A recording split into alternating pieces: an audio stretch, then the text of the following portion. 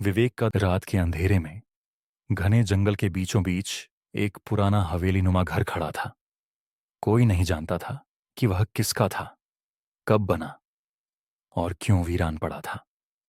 गांव के लोग कहते थे कि वहां से अजीब अजीब आवाजें आती हैं, कभी किसी के चलने की आहट, कभी किसी के चीखने। लेकिन विवेक को इन बातों पर यकीन नहीं था। वह एक खोजी पत्रकार था और रहस्यों को उजागर करना उसकी आदत थी।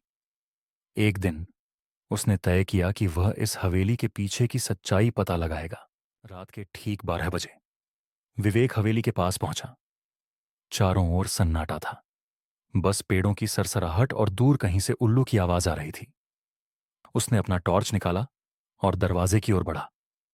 दरवाजा हल्के से धकेलते ही किकरी आकची की डरावनी आवाज के साथ खुल गया। जैसे ही वह अंदर दाखिल हुआ, उसकी नजर दीवार पर टंगी एक पुरानी पेंटिंग पर पड़ी।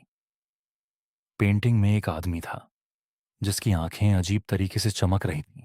अचानक हवा का एक झोंका आया और वह पेंटिंग जोर से जमीन पर गिर गई।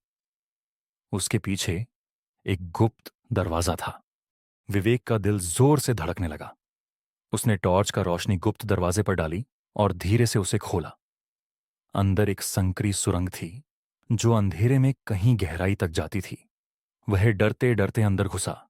अंदर नमी भरी गंध थी और जमीन पर धूल जमी हुई थी। जैसे ही उसने कुछ कदम बढ़ाए, एक हल्की सी फुसफुसाहट सुनाई दी। कौन है? विवेक तुरंत रुक गया। उसकी सांसें तेज हो गईं। टॉर्च की रोशनी में उसे जमीन पर किसी के पैरों के निशान दिखे जो आगे किसी अज्ञात दिशा में जा रहे थे। वह उन निशानों के पीछे बढ़ा ही था कि अचानक पीछे से किसी ने जोर से उसका कंधा पकड़ लिया।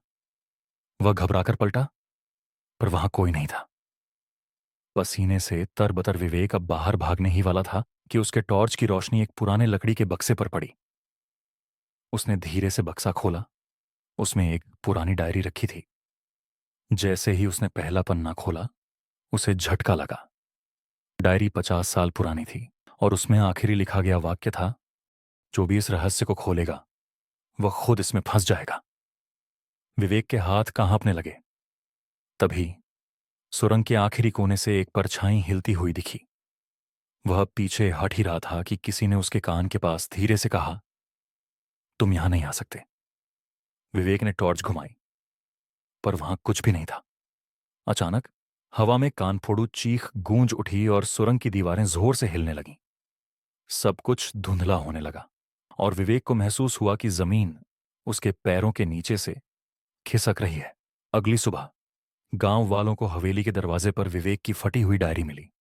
उसमें आखिरी शब्द लिखे थे, गुप्त दरवाजा अब भी खुला है, लेकिन मैं वापस नहीं आ सकता।